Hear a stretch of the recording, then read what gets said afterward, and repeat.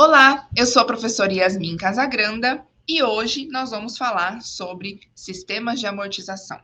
Sistemas de amortização faz parte da disciplina de matemática financeira, fundamentos, contextos e estratégias de ensino e aprendizagem. E é importante essa aula porque nós vamos falar sobre a aplicação da matemática financeira e vamos falar de alguns contextos e conceitos dentro da economia. E por falar em sistema de amortização, nós vamos falar também de correção monetária. Então, essa ideia de matemática financeira, todo o contexto de juros simples e compostos, eles estão além dos exemplos que a gente fala sobre empréstimos, financiamentos, parcelamentos, entrada e saída de caixa de uma organização, por exemplo, está diretamente relacionado com o contexto econômico de um país. Né? E por amortização, né, a gente tem alguns conceitos que são importantes de serem falados. Então, se eu estou falando de amortização, ele está definido para a gente como pagamento do principal. Então, o que é o principal? É sinônimo do que é que foi emprestado de dinheiro. E dinheiro, para nós, é sinônimo de capital. Então, capital emprestado, o que é efetuado geralmente mediante parcelas e parcelas periódicas. Então, assim, que podem ser periódicas, mensais, trimestrais e etc. Então, eu quero saber, então, o que é que eu tenho de prestação naquele financiamento, naquele empréstimo, enfim, naquela tomada de capital, capital emprestado ou que vão aparecer em vários livros como principal. O que isso significa para a gente? Significa que eu vou começar a entender o que é, por exemplo, uma prestação. Então, uma prestação, quando eu estou falando de prestação e ela aparece para a gente nessa demonstração aí na tela, eu estou falando da amortização. Então, o que é que eu tenho de capital emprestado, mais os encargos financeiros que eu tenho naquele período, tá? Então, mas Yasmin, é justamente então o valor do dinheiro, o valor mesmo, o dinheiro R$ 1.000, mais os juros. É exatamente isso, tá? Então, assim, e é claro que isso aqui vai estar já em parcelas, né? Mensais, trimestrais, anuais, na maioria dos livros. Então, quando eu estou falando de amortização, eu estou falando, de novo, do valor do dinheiro no tempo. E esse valor do dinheiro no tempo, ele vai ser colocado para a gente em diversos exemplos. Então, a gente vai falar sobre algumas definições, né, desse exemplo que eu acabei de dar, e a primeira delas é encargos e despesas financeiras. O que é isso? Essas despesas financeiras são os juros. Então, eu tenho, né, juros. Eu sou uma pessoa física ou jurídica e eu quero buscar algum dinheiro no mercado. Então, muitas empresas precisam de financiamento externo, então, buscar em bancos, buscar em terceiros esse valor do dinheiro, esse montante de dinheiro, e para todo o dinheiro que eu recebo, eu vou ter juros acrescidos a ele. Então, esse encargo financeiro é justamente os juros dessa operação. E quando a gente está falando de juros, é importante ressaltar que, imagina só os encargos que tem dentro de uma empresa, por exemplo, bancária. Essas empresas bancárias, elas não são livres de taxas ou de valor que elas têm que gastar para que aquela operação exista, o valor que ela paga de água, luz, de despesas fixas. Então, tudo isso está relacionado com o valor daquela empresa existir, o que ela gasta ao longo dos meses, e é por isso que ela cobra, então, esses juros sobre o nosso dinheiro. Tá? Então, assim, justamente é o valor do serviço que ela faz, deixe te emprestar dinheiro e tomar risco. Então, o valor do encargo dessa despesa financeira vai ser diretamente proporcional ao risco que essa pessoa tem, que esse terceiro tem. Então, a depender do perfil de quem é que está buscando esse dinheiro, a depender do perfil da empresa, esse encargo vai ser maior ou menor. Tá? Então, a gente tem que deixar isso muito claro quando a gente está pensando nessas despesas aí financeiras. Então, isso vai ser sempre considerado como um custo, né, para quem está devendo esse dinheiro. Uma vez que você tomou esse dinheiro, você assume a posição de devedor. E aí também vai ser um retorno para o credor, justamente por esses motivos que acabei de dizer, que é sobre o que ele precisa ter de mínimo de recebimento para manter aquela organização dele ali funcionando. Tá? Então, a gente vai ter algumas outras questões, como, por exemplo, já pode ter, tem aplicações ou empréstimos que têm esses encargos que já são pré-fixados, ou alguns que são fixados posteriormente ou que são variáveis. Então, pode ser que esses encargos eles vão aumentando ao longo do tempo, e isso acontece bastante. Então, eu tenho uma taxa de juros que vai aumentando conforme algum indicador, né? Ou quando ela vai aumentando ou diminuindo conforme a taxa básica de inflação. Então, tudo isso pode ir mudando, sim, ao longo do tempo também. Então, é importante, quando a pessoa for buscar esses empréstimos, esse parcelamento, que ela saiba se os juros já são fixos ou se eles vão ser pós-fixados e vão variar ao longo do tempo.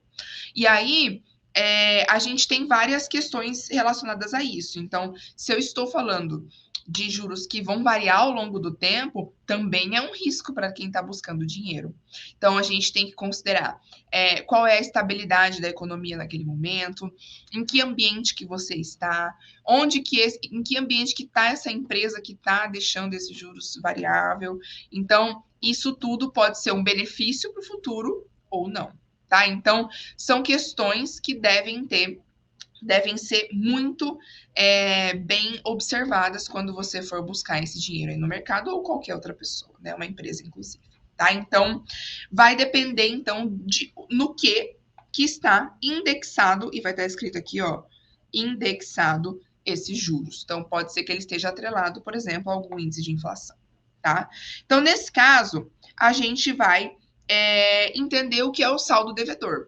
Então, o saldo devedor é o que eu tenho aí, aqui, valor do principal da dívida. Principal, capital que eu busquei emprestado, que acabamos de ver. Tá? Então, eu quero saber o saldo devedor que eu vou ter daqui a um ano. Então, eu vou determinar um tempo, que é o que está escrito aí, e se eu estiver pagando as parcelas corretamente no ano tal, o quanto que eu ainda vou ter de saldo devedor. Tá? Então, a gente vai sempre considerar essas questões e o período do tempo onde eu quero saber. Saldo devedor hoje. Então, saldo devedor hoje, eu sei que daqui para frente eu ainda tenho tanto de dívida, tá? E a prestação, como a gente viu, a amortização mais os encargos financeiros, tá? Então, a minha prestação vai ser o valor que eu tenho, e nesse caso aqui, por período mensal, mais os encargos financeiros relacionados a esse valor. Então, o mais justo é que isso seja apresentado dessa maneira para o consumidor. O que é a prestação e o que é que são os encargos que ele está pagando por cada uma dessas prestações, tá? E se você for olhar em financiamentos maiores, né, de muitos anos, um financiamento habitacional, por exemplo, ele vem todos os encargos separados do valor da prestação, né, uma tabela que você recebe e você consegue ver isso sim, tá? Pode ser, então, também que eu tenha carência. Então, a carência quer dizer que eu posso, aqui, colocar como diferente o início dos pagamentos. Então, carência. Imagina que você busque o empréstimo e você tem carência de 6 meses. Quer dizer que você vai poder pagar só a partir daqui, só depois do final desses 6 meses. Então, eu começo a pagar um empréstimo depois de 6 meses. Tá? Então, essa carência acontece, por exemplo, tá aqui, ó. Tem 3 meses que não vai pagar, um trimestre. Ou tem outros que aparecem que, olha, você pode escolher 2 meses que você não vai pagar esse empréstimo. Aí você coloca lá, bom, janeiro, eu não quero que venha a prestação. E você tem essa possibilidade, tá? Então, vai depender do que é o contrato, vai depender de quais são as possibilidades que aquele emprestador, né, quem está te emprestando o dinheiro, ele te dá, vai depender do que é que tem no contrato, mas isso tudo é bom a gente saber que é possível sim, eu fazer essas relações a partir de uma carência, e isso também chama, né, os clientes para tomar esse empréstimo, sabendo que tem uma carência para se programar, isso é importante no caso de organizações, enfim. Tá? Então, é muito importante quando passar esse conteúdo que a gente saiba que também é possível que essa carência exista. Lembrando que essa carência também vai estar lá colocada na nossa conta de juros. Então, por mais que tenha carência, quer dizer que essa prestação ela não vai ficar parada e depois da carência é o mês 1. Não. Você começa a pagar um empréstimo no mês 7, suponha que a carência seja de 6 meses. Mas o dinheiro ficou como se você tivesse 6 meses de juros acontecendo e você começou a pagar só no mês 7. Por isso, a importância da disciplina, da gente saber que essas contas, elas continuam acontecendo. Ela não começou a contar lá no mês 7 como se fosse o mês 1. Ela já é o mês 7. Juros já estão acontecendo ao longo desse período de carência, tá? Então, assim, claro que tudo tem ônus e bônus e a gente tem aí que considerar isso na hora do planejamento. Inflação. Como a gente vem falando agora de inflação e de indexadores, né? A gente tem então esse processo de inflação dentro de uma economia. E esse processo de inflação, ele vai estar atrelado com o aumento e diminuição dos preços. E os preços, eles aumentam e diminuem também as taxas de juros. Então tá escrito ali que a inflação, né, é a elevação de preços de vários bens, né? E se por acaso isso estiver diminuindo o valor, a gente tem uma deflação. Então, a inflação, ela tem várias maneiras de ser calculadas e ela tem a ideia de que eu faço um comparativo de 2 períodos. Então, eu quero comparar o que eu tenho de valor do arroz hoje, por exemplo, e qual é o que vai ser o valor do arroz daqui a um mês.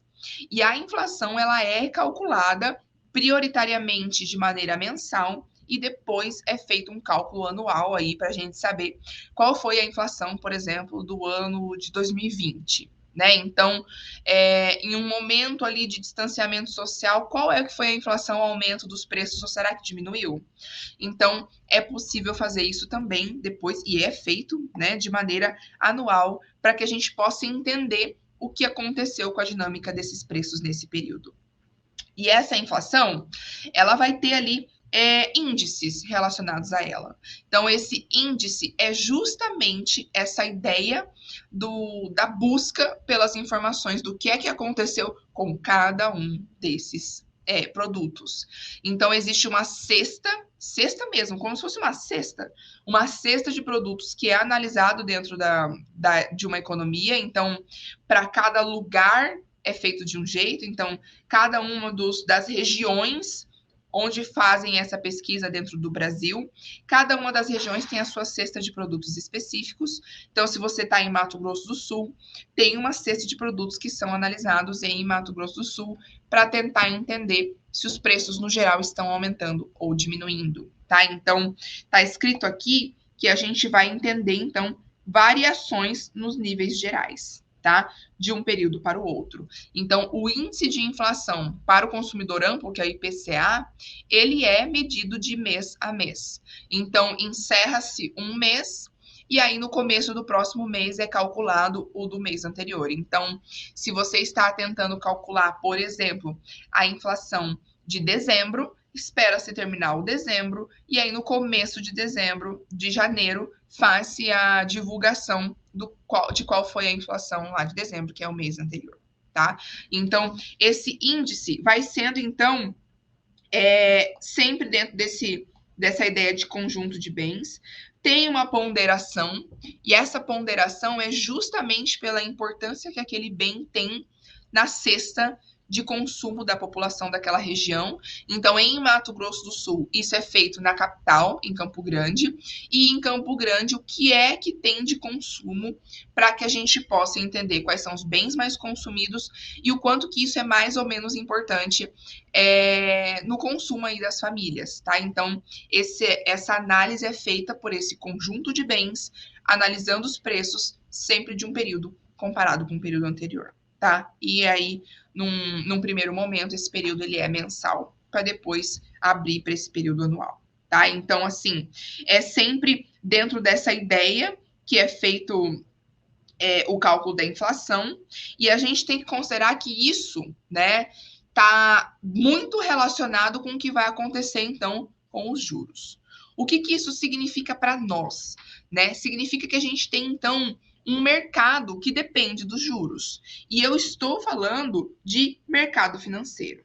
E aqui é importante a gente ponderar que o mercado financeiro que está no meio da figura, ele tem vários eixos que podem ser estudados. Então, eu tenho o mercado de capitais, bolsa de valores, eu tenho o mercado cambial, câmbio, dinheiro, eu tenho o mercado de crédito, juros, e eu tenho o mercado monetário, que é o dinheiro dentro do país, né? Então, dinheiro dentro do país, mercado monetário, dinheiro fora do país, câmbio de valores, mercado cambial, tá? Então, o que que isso, para que isso é importante? Porque o que é feito lá na Bolsa de Valores, o que é feito entre relações entre países, o que é feito dentro do nosso país, impacta no que a gente tem de crédito. E o crédito, taxa de juros. Então, o que é feito, né? Então, é feito uma análise do que está acontecendo no mercado financeiro como um todo. Então, todos esses 4 eixos são o mercado financeiro. E disso que está acontecendo no mercado financeiro, a gente faz análises para entender se os juros deve ser aquele, se a gente tem que aumentar os juros, diminuir os juros um pouquinho. Então, é para isso que a gente tem um comitê nacional que faz análises econômicas periódicas para entender taxa de juros a gente mantém, a gente aumenta um pouquinho, a gente diminui um pouquinho. Então, só para a gente ter uma ideia geral de como isso funciona, se eu estou falando de taxa de juros, por exemplo, né, eu estou falando da taxa de juros que a gente está usando aí para fazer os cálculos de juros simples, compostos, valor futuro e presente, tá? Então, se eu estou falando de uma taxa de juros que o país precisa que seja maior, então a taxa de juros está maior, e essa taxa de juros está maior, quer dizer que nos nossos cálculos de valor futuro, por exemplo, os juros vai ser maior, o izinho vai ser maior. Se o I ele é maior, quer dizer que está mais caro tomar empréstimo, a prestação vai ficar mais cara. Se a prestação vai ficar mais cara, o consumidor, pessoa física, ele vai olhar aqui e vai pensar, bom, tá mais caro, vou pensar 2 vezes antes de buscar esse empréstimo. Então, isso faz com que o consumidor recue e pense, bom, tá mais caro, taxa de juros está mais alta, vou segurar um pouco, vou pensar se eu quero consumir isso mesmo, tá? Então, isso faz taxa de juros mais alta que freie o consumo. E se o consumo ele freia, quando a empresa vê, bom, as pessoas estão mais receosas porque está mais caro o dinheiro, o crédito. Se o crédito está mais caro, as pessoas estão receosas e a empresa vai ficar com medo de vender, ou com medo de não vender. E aí ela vai fazer o quê? Vai diminuir os preços. Então a gente tem sempre que pensar, quando a gente olha notícias e às vezes fica até chateado que os juros aumentou, né? Os juros aumentou justamente para que os preços diminuam. Então essa é uma lógica padrão do mercado, tá? Taxa de juros aumentou. Você viu uma reportagem sobre isso? Pode ter certeza que um dos objetivos é fazer com que as empresas diminuam os preços lá na prateleira que a gente vai comprar. E o contrário também é verdadeiro. Se eu tenho uma taxa de juros que diminui, e geralmente a gente tem uma tendência a comemorar, né? É o contrário. Se a taxa de juros diminui, tá mais barato tomar crédito. Então, quer dizer que tá mais barato buscar o empréstimo, fazer um financiamento. Se tá mais barato, os consumidores vão querer ir atrás. Opa, tá mais barato. Vamos buscar crédito, né? Empréstimos tá mais barato. Juros no nosso cálculo de valor futuro e presente vai ser menor. Só que se tem muita gente comprando, o que as empresas vão fazer? Opa, tem muita gente comprando, vou aumentar o meu preço. Então, essa dinâmica de mercado também tem relação com o que a gente tem de valor dos produtos na nossa prateleira. Então, antes da gente parar para pensar no que está sendo colocado lá de juros no mercado de crédito, a gente tem que entender essa história por trás. Então, antes de comemorar uma taxa de juros menor, lembra que taxa de juros menor é uma tendência a aumento de preços na prateleira do mercado. Então, importante, né? Então, como a matemática financeira está diariamente impactando na nossa vida e muitas vezes a gente nem para pensar, né? Então, tá aí a importância da informação, da formação que você faz, que é buscar justamente entender melhor o mercado, né? E isso tudo vai estar relacionado com a correção monetária também. Então, a partir do nível de preços, nível de juros, como que isso está sendo colocado na dinâmica do mercado, é que nós vamos começar a pensar no valor da nossa moeda. Então, essa correção monetária é justamente para diminuir o impacto da inflação na nossa economia, e nesse está escrito aqui como sistema econômico, né? E para que tenha menos distorções por conta da inflação, esse aumento e diminuição de preços que eu acabei de falar sobre, né? Então, assim, a gente tem a fixação disso ou a flutuação disso a partir do que está sendo feito de negociações fora do Brasil. Então, eu tenho negociações, proteção de contratos, por exemplo, importação e exportação, que para nós é muito importante. Eu vou pensar em como corrigir a minha moeda a partir dessa relação com juros, para que eu possa ter os melhores resultados, né? E é isso que um país espera quando está fazendo negociações. Então, quando a gente faz algum tipo de correção monetária, ajuste no valor da moeda, e a gente vê muito isso nas notícias, é justamente para que a gente possa corrigir distorções que foram causadas pela inflação. Então, eu aumento ou diminuo o valor da minha moeda para que eu possa negociar melhor ou de maneira mais segura com o mercado externo ao Brasil, né? Considerando que nós estamos aqui no Brasil. Tá? Então, a ideia é justamente mais uma aplicação e impacto no mercado da matemática financeira. Então, eu espero que você tenha aí a curiosidade de olhar que isso daqui vai impactar também no poder de compra da nossa moeda. Né? Então, e a gente vai pensar sempre, olha aqui, está na última frase aqui dessa primeiro pontinho, valor do dinheiro no tempo. Então, valor do dinheiro no tempo, juros simples e compostos, valor futuro e valor presente, juros, mercado financeiro, correção monetária, tá tudo relacionado. E ao fim disso, vai impactar no nosso poder de compra como consumidor, né? Então, como consumidor, eu quero saber se eu posso comprar mais ou menos no mercado. O meu dinheiro vale mais ou menos em todo esse contexto. Tá? Então, essa é uma aplicação primorosa de se pensar sobre a matemática financeira, porque ela impacta mesmo nas nossas vidas. Então, eu espero que você tenha absorvido, tenha curiosidade de buscar em outros lugares e também tirar suas dúvidas, e bons estudos para todos.